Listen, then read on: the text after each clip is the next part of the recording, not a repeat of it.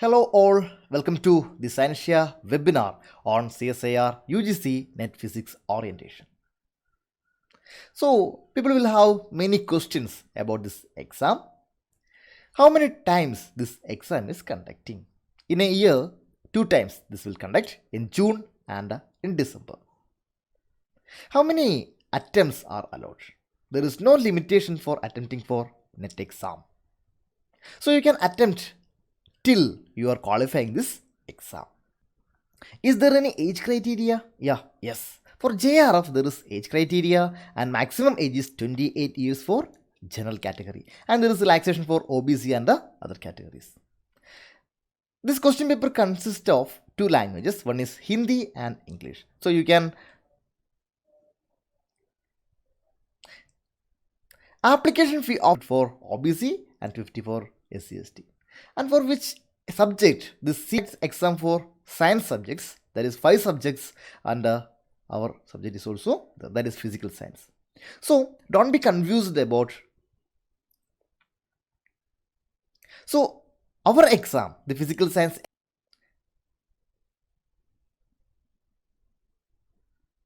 So the CSIR net is our net exam, not the UGC net exam. Okay. How many papers are there in CSIR net exam? Only one paper, but it will have 3 different parts: part A, part B, and part C.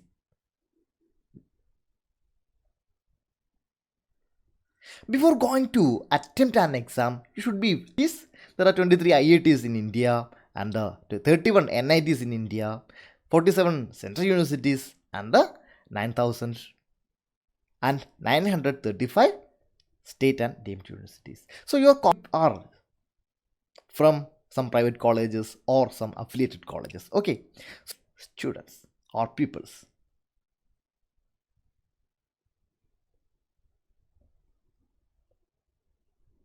For exam, for the last time, there are around the total 60,000 people attempted for this net exam. And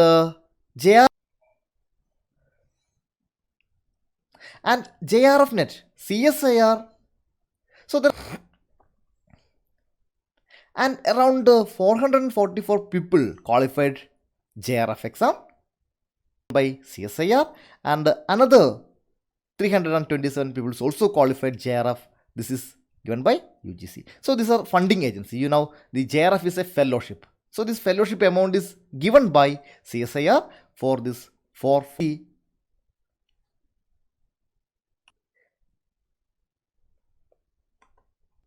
So total around 1,500 people qualify. I am telling these things. Hey, please don't be afraid of all those things. Okay. If you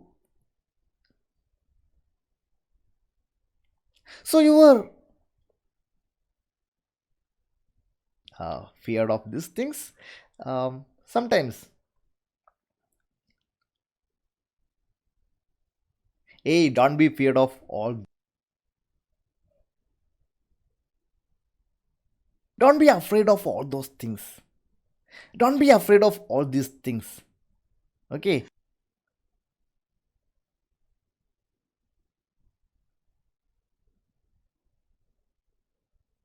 If you want to qualify this exam, then you can qualify. If you want to qualify, you can qualify this exam. Don't be bothered. Actually, I am also afraid of all these things. So, but if I can qualify, then I think most of you can also qualify. I qualified this exam. Actually, I am also afraid of this data, but I can qualify. Also, like you, like I am also an average student. So if I can qualify, then you can also qualify. Most of you are very bright than me. Most of you are definitely very much bright than me. Okay, so don't be afraid of all this data. Now, before going to attempt an exam, you should be familiar with the question pattern. You should learn about the exam, then only you should start to learn for the exam. So first learn the exam. Okay, so what is the question pattern? This exam, this is a 3-hour exam and maximum mark is 200. And it will have a part A, part B and C. 50 maximum 50 question you have to answer. So each question have 2 marks and there is a negative mark of 25%. That is, if your answer is wrong, there is a negative mark, that is 0.5 mark will be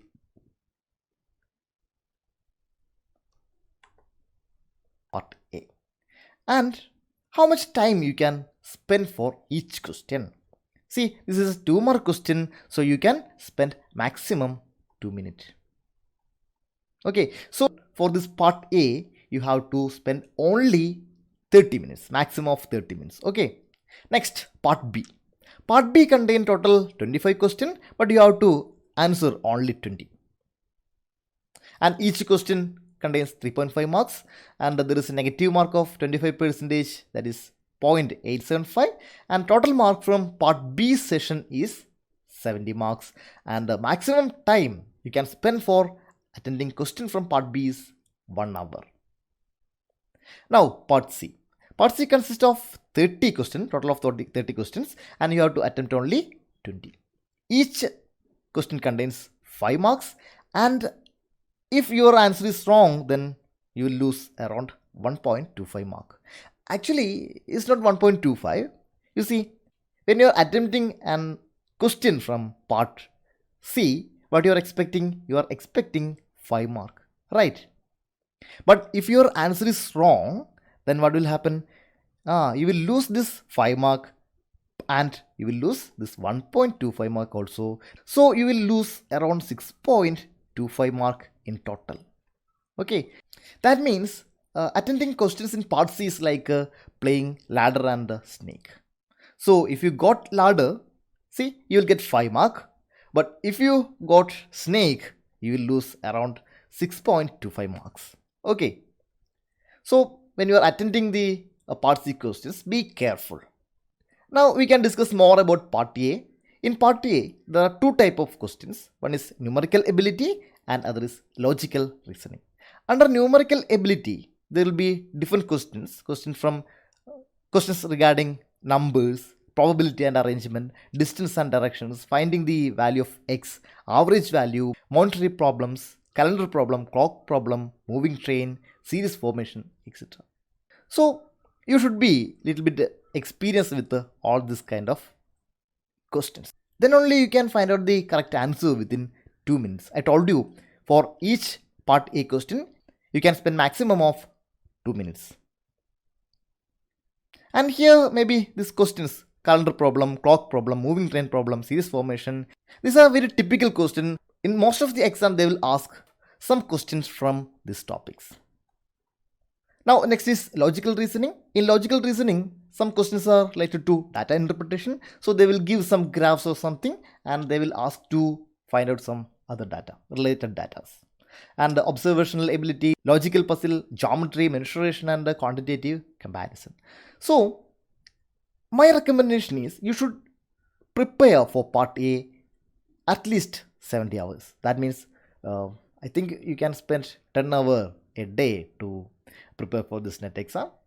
So for 7 days, if you spend 7 days, 1 week for part A, then it is sufficient. That means 70 hours is sufficient to attend almost 10 to 30 questions from part A. Maximum number of questions is 50, right? So from 15 questions, you can attend around 10 to 13 if you prepare for around 70 hours.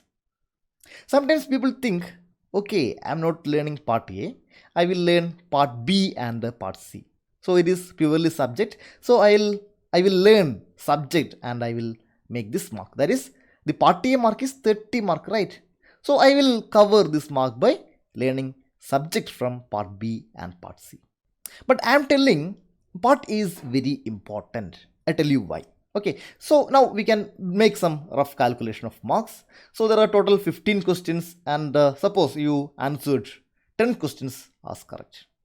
Then you will get 20 marks, and your 5 questions, that is you attended all the 15 questions, so your 5 answers are wrong, so you will lose around 2.5 marks. So you got 17.5 marks from part A. See, this mark is without learning any subject, just by some logics. So many people skip this part A, but I recommend you, please don't skip part A. Part A is very simple. Let us discuss some example problem from part A. See, this is a question. In a race, 5 drivers are there, and in the following situation, the situation is M was following V, R was just ahead of T, and K was the only one between T and V. Who was in the second place at that instant? This is the question. That means we can pictorially represent this situation, that is, there is a race. So this is the starting point of this race, and there is a finishing point. So there are 5 drivers. These are their locations, 1, 2, 3, 4 and 5 drivers. Okay, so what is the first condition? M was following V. Okay, so V is there and M is following V. Okay, that is V is in front of M. What is the next condition? R was just ahead of T. That is, if this is the T, then R is the next to T. And next condition, that is K was the only one between T and V. K is the only one between T and V. That means the position of K is here. That is, this is their position, M, V, K, T, R. Okay, now we can check the question. Who was in the second place at that instant? So who was in the second place? It is T. See, these are the given option. So the answer is option C. See, this is very simple, right? But if you are not familiar with this kind of problem, that means if you are not prepared for this 70 hours, then it will be looks difficult. Now we can check another question, model question. Which of the following is odd one out? So this is the question and the options are isosceles triangle, square, regular hexagon and rectangle. So maybe you are much familiar with the square and a rectangle. You know what is the shape of square and a rectangle. But maybe you are confused about the shape of isosceles triangle and a regular hexagon. So that is why I am telling you to prepare for at least 70 hours. So what is the shape of isosceles triangle? This one. So for this one, these two sides will be equal. Square, for all the sides are equal for a square, and a regular hexagon. Hexa means 6. Regular means equal sides, right? And rectangle, that is you are much familiar. Now, the question is to find out odd one out. How we can find out which one is odd one out? So, what are the properties of these geometrical shapes? One is angles, right? And another is length, side length. So, first one is side length, another property is angles. So, let us check what is the side length of isosceles triangle. For isosceles triangle, two sides are equal. For square, all sides are equal, right? And for regular hexagon, all sides are equal. And rectangle, the opposite sides are equal. From this information, we can find out the odd one out, right? So we have to check for the angles. So what is this angles? For isosceles triangle, these two angles will be equal. Two angles equal. And for square, you know, all the angles are equal. And for regular hexagon, all the angles are equal. And the rectangular also, all the angles are equal. So who is the odd one out? See this one. That is isosceles triangle is the odd one out. See, this one is also very simple, right? The only difficulty is you are aware of the shapes of isosceles triangle and regular hexagon. Let us check another question also. It's also from part A. Which among the following diagram represents woman, mothers and a human being? So these are the different diagrams given. So these are called Venn diagrams. And the question is woman mother and human being. Which among represent this? That is, if I am considering human beings, this is my human beings. Okay, so among human beings, women are a part of it. Men's are there and women's are there, right? So this is women's. This is all human being. This circle represents all human being, and the inner circle represents the women's, because the other part represents the men's. Okay, this part represents the men's. So inner part of this circle represents women's, and again another inner circle represent the mothers. Means all the women are not mothers, childs are there, right? So this is the representation. That means this one represents this condition. See, this one is also very simple question. All these are previous net questions. So if you spend little time to prepare for part A, then you can qualify mostly 30 marks without learning any physics, any electrodynamics, mathematical physics or anything. Just logic. Okay. Now I'm telling the importance of part A and some tips. If you skipped part A, if you skipped the part A, then you skipped 30 mark out of 200. That is 200 is the total mark of the exam. So then you are attempting for only 170 mark. From 170 mark, getting 100 mark is little difficult. So if you attempt the part A, the best thing is mostly you will get a better result. That means top rank. The cut of LS, that is lectureship, and JRF is mostly around 10 mark. So if you attended around 5 or 6 questions from part A, then your LS become JRF. And many people lose this exam by 1 or 2 marks, and for them also the main mistake is they are not attending part A questions.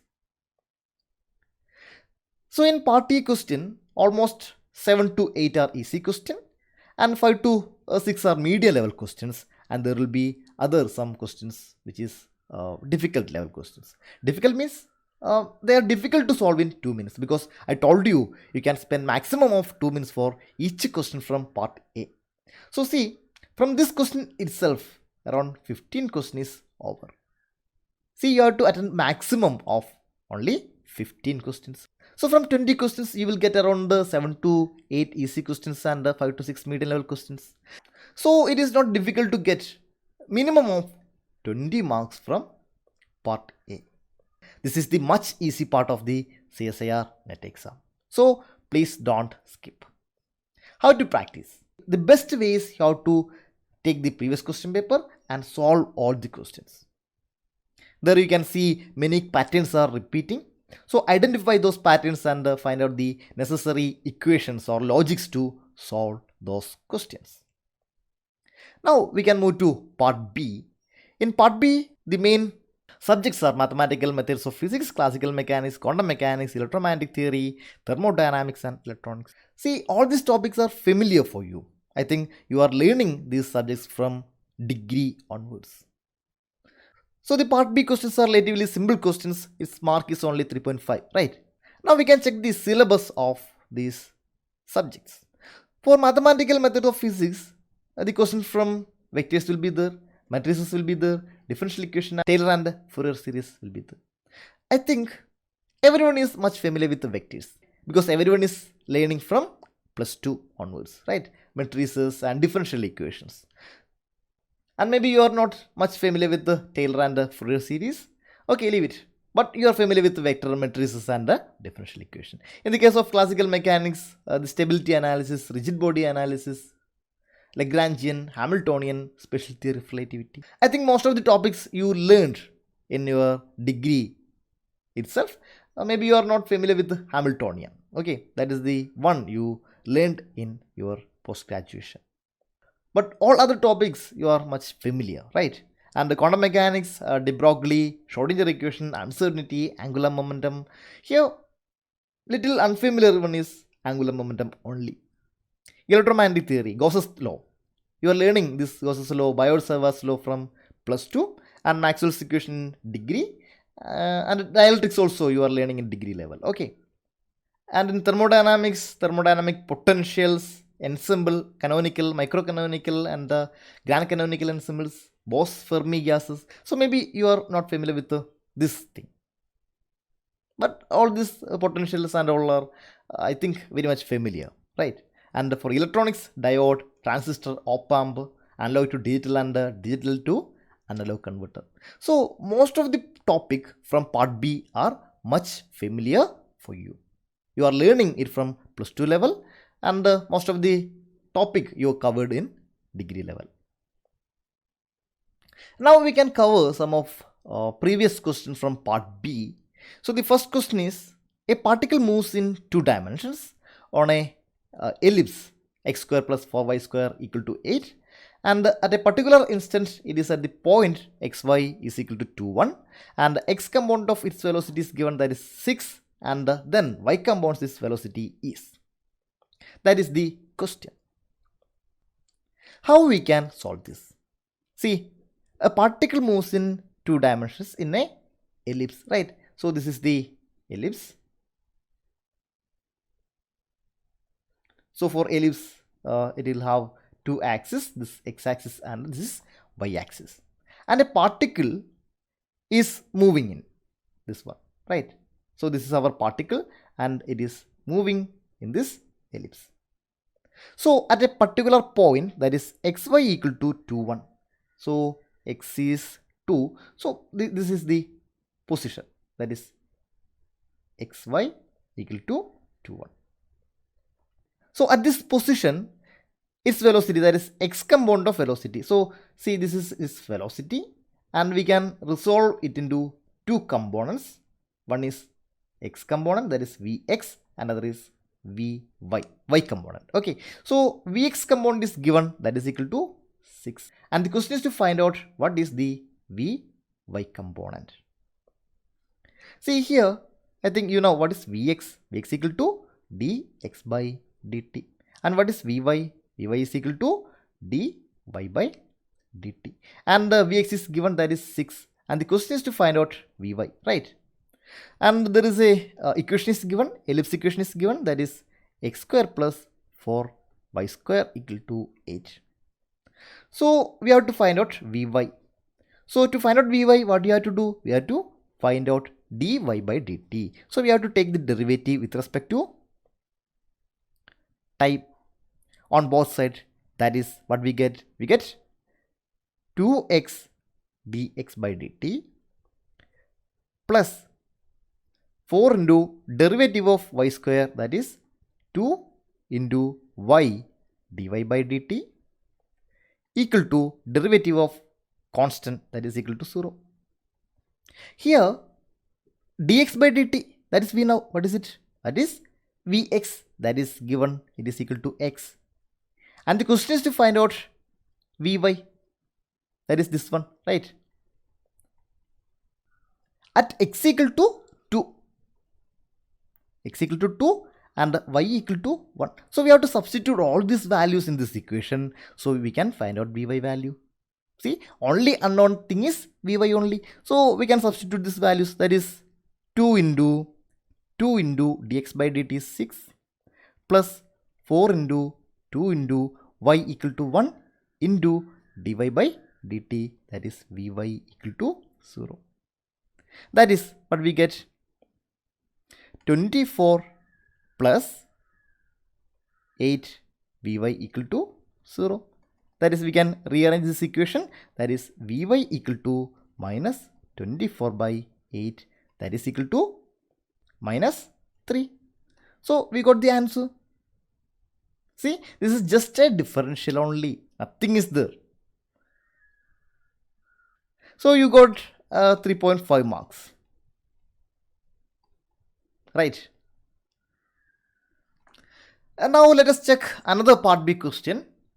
This one is also previous net question. See, the question is, the internal energy E of a system is given, and where B is a constant and other symbols have their usual meaning, and the question is to find out the temperature of the system. How we can find out? We know the first law of thermodynamics. What is it? That is du is equal to T ds minus P dV. What is this du? Du is nothing but internal energy.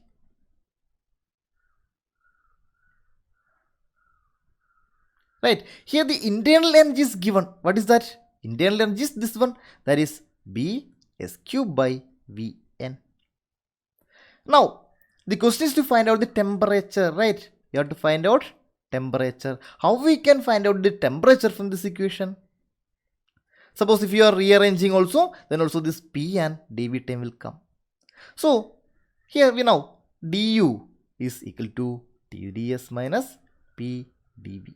Suppose volume is constant, that is dV equal to 0.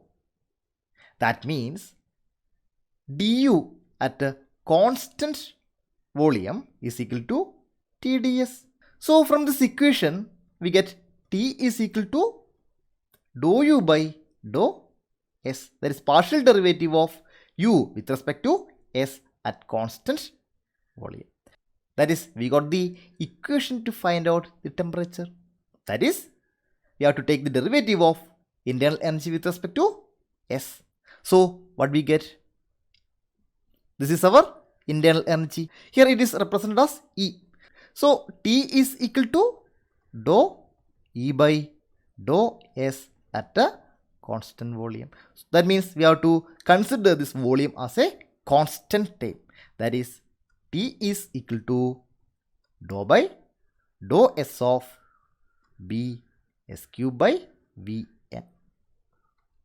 See, here we know n is the number of particles and it is a constant value, and from this equation they are specifying we have to consider this volume also as a constant. That is, T is equal to, we can take the constants outside the derivative, that is B by Vn into dou by dou S of S cube. So we get this is equal to B by Vn into derivative of S cube is 3 S square. So which one is the answer? See, option B. See, this is also very simple question. Nothing is there. You have to just know the first law of thermodynamics and some mathematical manipulation. Again, you got 3.5 marks. Now let us check the part C syllabus.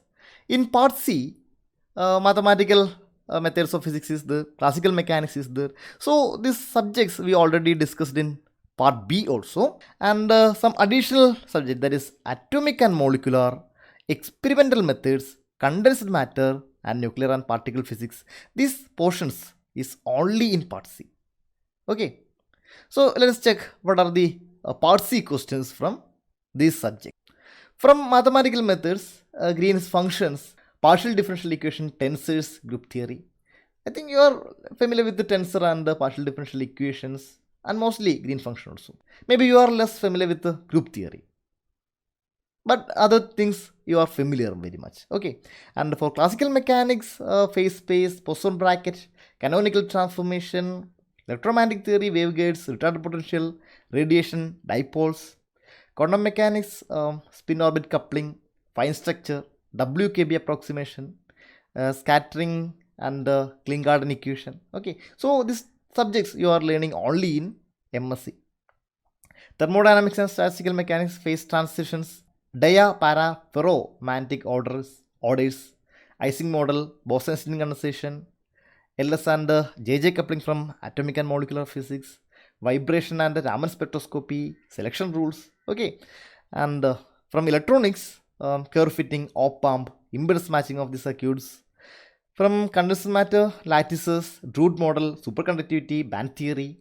Okay, and from nuclear and particle physics, Cork model, symmetry, parity, relativistic kinematics. So this is the syllabus of part C. So part C is mostly exclusive to postgraduate subject, but part B is mainly +2 and degree.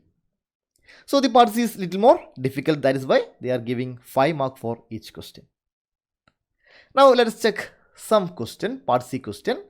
Maybe people are thinking the part C questions are too tough. Hey, no. There is lots of part C questions which are very easy to solve. Actually, you don't want to attend all the part C question. You have to attend maximum 10 question from part C. That is, you have to just select only the easy and the medium level question from part C and just attend those questions only. Don't be bothered about all the 30 questions. To qualify this exam, you just want to attempt maximum 10 or 15 questions from part C. That means you don't want to touch difficult question from part C, only medium level or easy question from part C. So I tell you some part C questions. So this is also a previous question. See, this one is a previous net question. It is from classical mechanics. It's related to canonical transformation. Okay, the question is Q and P are the canonical coordinates and momentum of a dynamic system. Then which of the following transformation is canonical? That means here you can see there are two coordinates. One is capital Q and one is small q.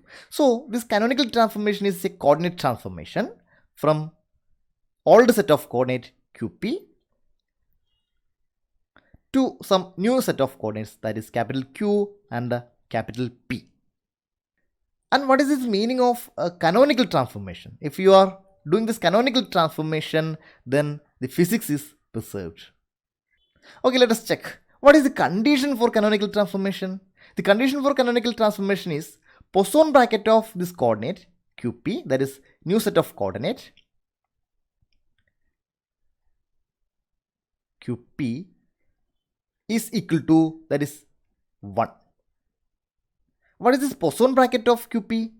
That means Poisson bracket of QP is defined as equal to dou Q by dou Q into dou P by dou P minus dou Q by dou P into dou P by dou Q. See, first I took Q and I took the derivative with respect to Q, small q. Then I took capital P, then I took derivative of small p. Then I interchanged, right? So first I took Q, see here Q, and I took with the P, then I took capital P and take derivative with respect to small q. Okay, so this should be equal to 1.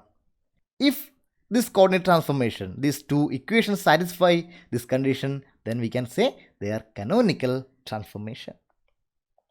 There is a tricky way to solve this problem, that is, we can represent this Poisson bracket QP is equal to determinant of dou Q by dou Q into dou Q by dou P into dou P by dou Q, dou P by dou P. That means if you are taking this multiplication, that is dou Q by dou Q into dou P by dou P, you will get the first term. Then minus dou Q by dou P into dou P by dou Q. See this one. So this one should be equal to 1. Then we can say the transformation is canonical. So this is the condition for canonical transformation. So you have to check this determinant, and if this determinant is equal to 1, then you can say this combination is canonical. Let us check the first one, that is Q1 and P1. So we have to substitute this Q1 here, okay, and you have to substitute P1 value here and evaluate this determinant. So let us do. So first one, I am taking the first one, that is determinant of dou Q1 by dou Q. So I am going to take derivative of Q1 with respect to small q. Okay, so there is Q square, so I will get 2 by root 2 into Q square, right? That is root 2 into Q. Now we have to check dou Q1 by dou P. See, in this function there is no P term, so dou Q by dou P is equal to 0. Now next term, that is dou P1 by dou Q, that is, this is P1. So in this P1 there is no Q, right? So when we are taking the partial derivative, this will be equal to 0. Next term, that is dou P1 by dou P. See, p1 is a function of p. So when we are taking this partial derivative, what we will get? 1 by root 2 into 2 into p, that is root 2 p. So that is equal to 2 qp. This is not equal to 1. That means this is not canonical transformation. Now we can check the b. This one. Okay, so in b1, what is the condition? First you have to check dou q2 by dou q. See, this is a function of q. So what we will get? We will get 1 by root 2 into q. Then we have to evaluate dou q2 by, see, this become 2. This is become 2 now. Okay, dou q2 by dou p. See, this is a function of p also. That is, we get 1 by root 2. Sorry, here there is no q, only 1 by root 2. And when we are solving for dou q2 by dou p, you will get 1 by root 2 again. Now we have to evaluate dou p2 by dou q. That is, we have to take partial derivative of this term with respect to q. So there is a minus sign. So we will get minus 1 by root 2. Now again, dou p2 by dou p. So p is this one. So the positive, that is 1 by root 2. So what is this value? 1 by root 2 into 1 by root 2, that is equal to 1 by 2 minus into minus 1 by root 2 into 1 by root 2, that is plus 1 by 2. That is equal to 1. That means this is a canonical transformation. That is, this one is canonical transformation. And the A is not a canonical transformation. So the correct answer is fourth one. That is only B. See, here also we got the answer by just 2 steps. Right? If you know all this idea, then you have to do only 2 steps. You will get the 5 marks. See, this is simple. The part C is not difficult as you think. Now let us discuss another part C question. This question is from quantum mechanics. And the question is, a dispersion relation is given, and the question is to find out the wave number for which the phase velocity equals to group velocity. So first of all, you have to know about what is this phase velocity and what is this group velocity. Suppose this is a particle in classical mechanics, and if it is traveling with certain velocity, then in quantum mechanics, there will be associated wave function, that is de Broglie wavelength.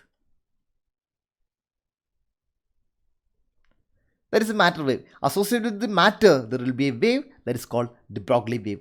And this de Broglie wave forms a wave packet which represents the particle. So this is the wave packet. So this wave packet consists of many waves of different wavelength. So this different wavelength will constructively interfere where the particle is present. So here the particle is present. So there these waves will constructively interfere, and where the particle is absent, there it will destructively interfere. Okay, so earlier in the classical mechanics case, you can say if it is x-axis, you can say the position is A, because this position is very narrow. But in a quantum mechanical case, we can say the particle is in a particular location, but we can say the particle is in between this area, that is delta x. That means there is a probability of finding the particle at this position, and there is a probability of finding the particle at this position and here also. Now the particle become a wave, and it is spreaded over the distance x. That is why we call this is delta x, that is the position of the particle, and we call this is uncertainty in position. And this is the why we have an uncertainty principle in quantum mechanics. Okay, leave all those things. So here we are interested in phase velocity and group velocity. See, I told you, inside this wave packet, there is lots of wave with a different wavelength. So each of this wave travel with a different velocity, and the velocity of each of this wave is called the phase velocity, that is represented by Vp, phase velocity. And this envelope travels with, that is the wave packet travels with a certain velocity, and that velocity is called the group velocity. That is the velocity of group of waves, that is Vg. And the mathematical expression for Vp is omega by k, and Vg is equal to omega by d omega by dk. So here in this question we have to find out the wave number. What is wave number? Wave number is k. So we have to find out wave number k. For the condition Vp is equal to Vg. Okay. So this condition is given when Vp is equal to Vg. We have to find out the value of k. That is the question. How we can solve it? What they given? They given dispersion relation, that is the relation between omega and the k. Okay, that is called dispersion relation. So the given dispersion relation is omega square is equal to alpha k plus beta k cube. So here what I am going to do is, I am going to find out omega by k and the d omega by k, and I will equate each other. So first I am going to find out omega by k. If you take one of these k terms to left hand side, and if you bring this one of omega term to right hand side, then we will get omega by k. That is equal to alpha plus beta k square by omega. And now we have to evaluate the second term, that is d omega by dk. How we can find? See, we know omega square equal to alpha k plus beta k cube. Now I am going to take derivative with respect to k. So what is this one? This will be 2 omega d omega by dk equal to derivative of alpha k is alpha plus 3 beta k square. So I am taking this 2 omega term to right hand side. So we will get d omega by dk, that is equal to alpha plus 3 beta k square by 2 omega. Now we can equate these two terms because that is the condition given in the question, that is alpha plus beta k square by omega is equal to alpha plus 3 beta k square by 2 omega. Here we can cancel this omega, and I can multiply this 2. So we will get 2 alpha plus 2 beta k square is equal to alpha plus 3 beta k square. Here we can subtract this 2 beta k square from 3 beta k square. So we will get 2 alpha is equal to alpha. Okay, we can cancel this one also. That is alpha plus, what is this one? That is beta k square. That is one of the alpha will also cancels. That is alpha is equal to beta k square. That is k is equal to root of alpha by beta. So the answer is option B. This one also a simple question, right? You have to now just about phase velocity and the group velocity and some derivatives. Then you will easily get this 5 marks. Now let us check another part C question. This is from solid state physics. So the question is, the third nearest neighbor distance in BCC crystal with the lattice constant A0 is. So it is related to a BCC structure. That is, what is BCC? Body centered cubic. So there is a cube.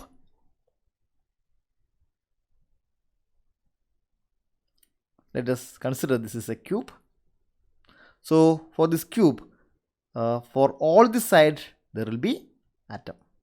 Here, here, here. Okay, all the 8 corners will have each atoms. And in addition, it is a body centered cubic. That is, in the body center also there will be an atom. And given the lattice constant, that is the distance between these two atoms, is A0. And the question is third nearest neighbor distance. Here what is the first nearest distance? This one is the first nearest distance. The atom in the corner and the atom in the middle. That is the first nearest distance. And second nearest distance in the case of BCC crystal is this lattice constant. The distance between atoms in the corner. And third distance is this one.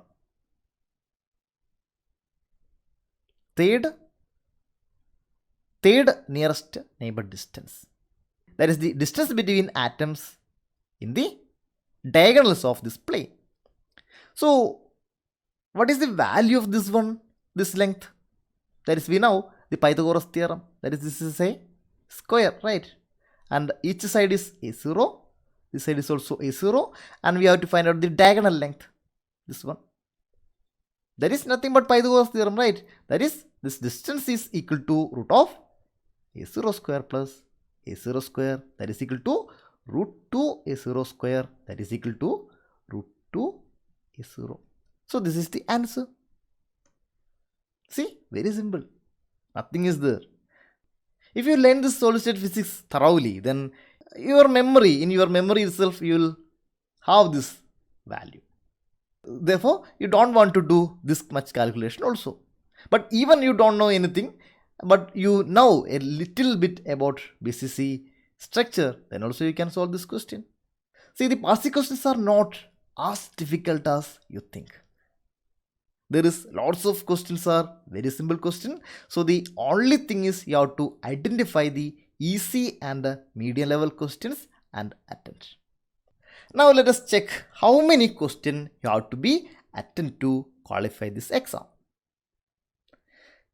There is 3 parts, part A, part B and part C.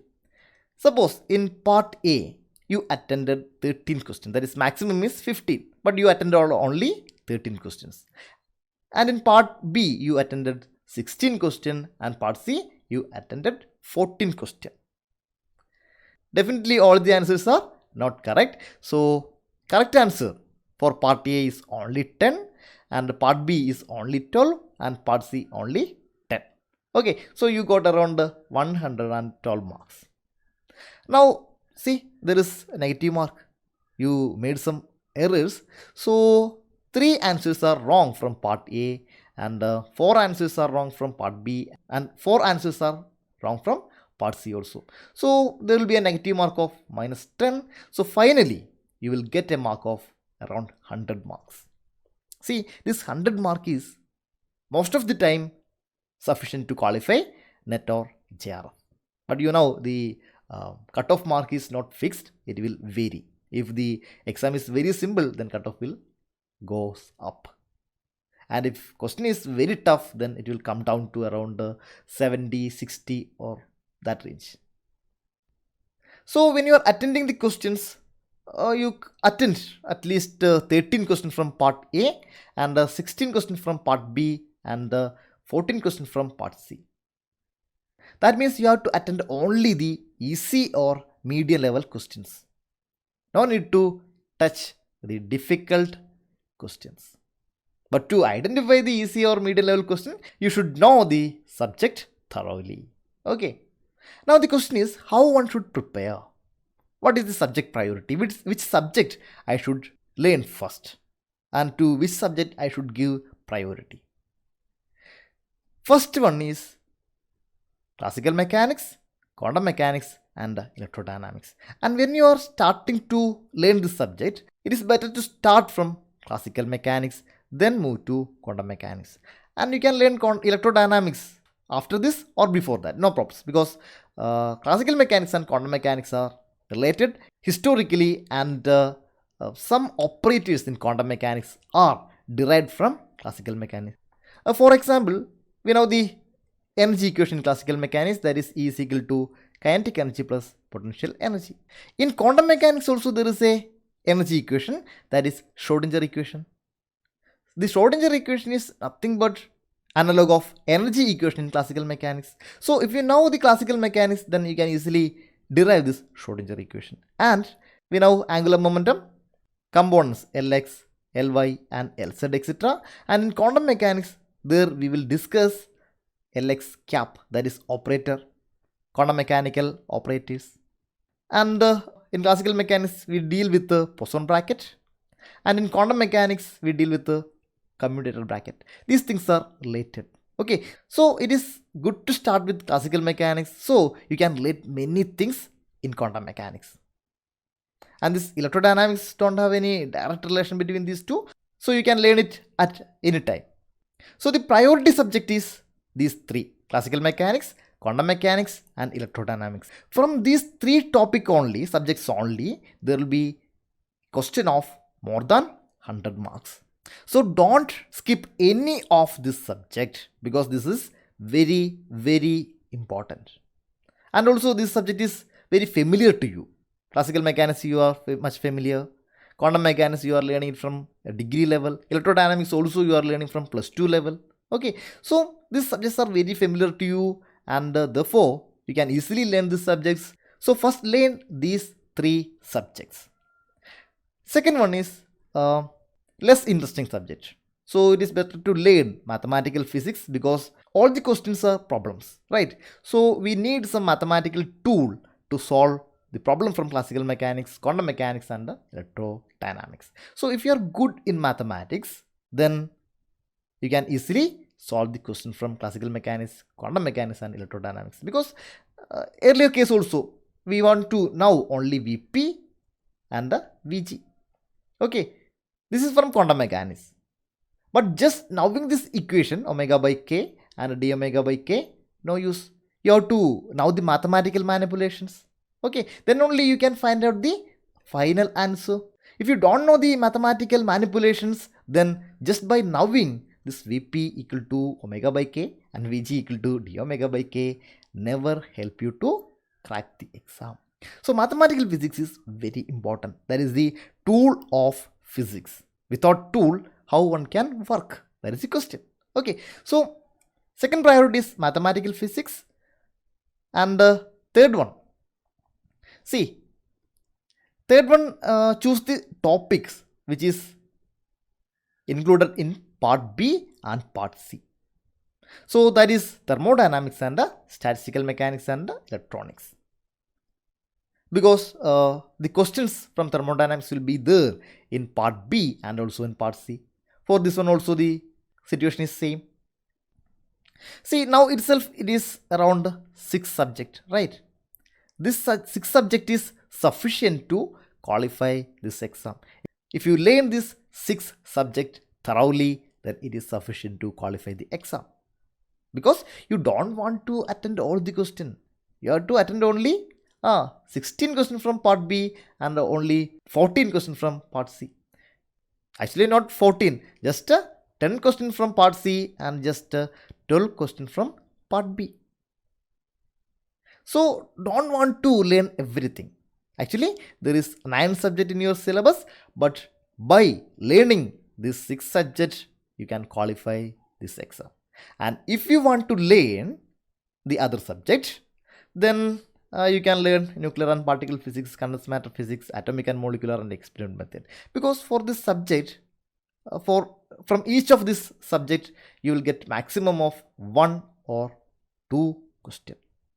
That means maximum 10 mark each you will get from these subjects. It's a maximum value. Okay, so most of the case from these 3 subjects, maximum you will get around 15 mark or 20 mark. Okay, so better to skip these marks and collect those marks from other subjects. Okay, because the thing is, Parsi is little tough subject, and not just tough, not tough, actually it is unfamiliar to you, mostly unfamiliar to you. Okay, so learning new thing is little time consuming.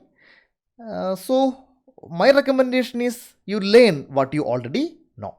So this 6 subject is you already learned from your degree. So give priority to these 6 subjects and don't go to learn anything new, because learning new things take more time, but you don't have much time to prepare. Maximum you will get 5 months to prepare for this exam. Okay. So give the priority to classical mechanics, quantum mechanics and electrodynamics first. Then go for mathematical physics. Then the subject included in part B and part C, that is thermodynamics, statistical mechanics and the electronics. If you learned all these 6 subjects, it is sufficient to qualify the NET exam. Now, from where you can learn? Is there any free resources? Yes. The best free resources is NPTEL lectures and is available in YouTube. So, what is the pros of this NPTEL lectures?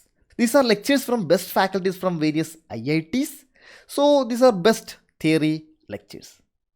But what is the cons? First one is they are teaching IITians. To enter into an IIT, there's lots of exams, all India level exams. And they are teaching the students, that is IITians, they have a little more idea about physics and in mathematics. So the subject level of teaching is sometimes little difficult to grasp for an average student. And these lectures are their post-graduation classes. So there will be no NET question paper discussions. So you will not get idea about the NET question by watching this NPTEL lectures. And it is time consuming because you have to identify where these materials are available and you have to cross check with your NET syllabus and their syllabus. That is a little time consuming process. So what is the other alternative? That is coaching. What is the advantage of coaching? The material will be very organized because the teachers are familiar with the NET syllabus and the question paper. So they will teach what you want to learn to crack this exam. And they will have some tricks and tips to solve many questions.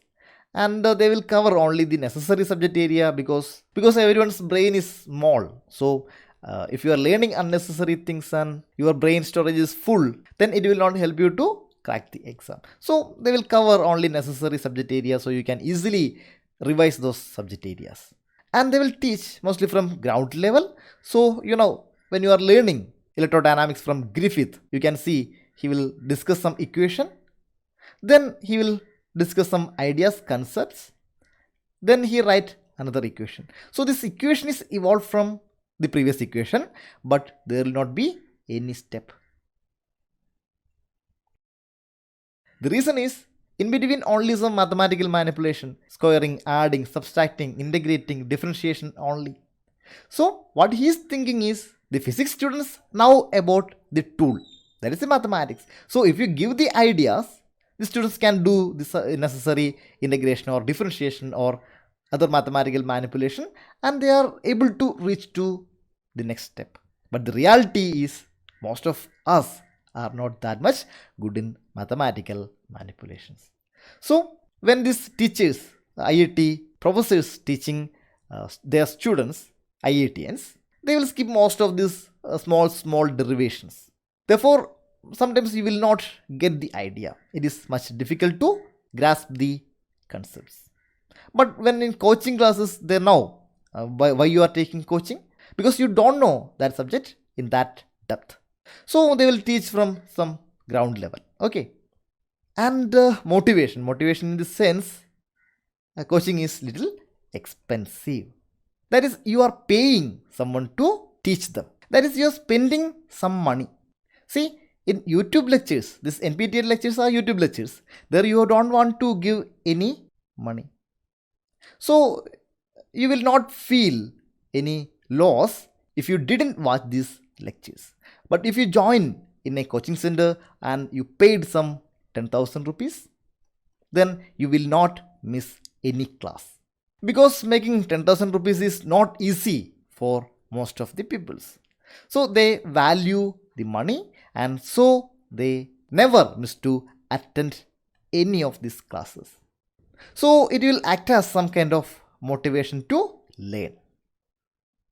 Suppose if you are spending your time and your money to prepare for this NET and GATE exam, what is the scope? The scope is higher studies, that is PhD. That is in front of your name you can add DR. Okay, so you can do this PhD in India or abroad.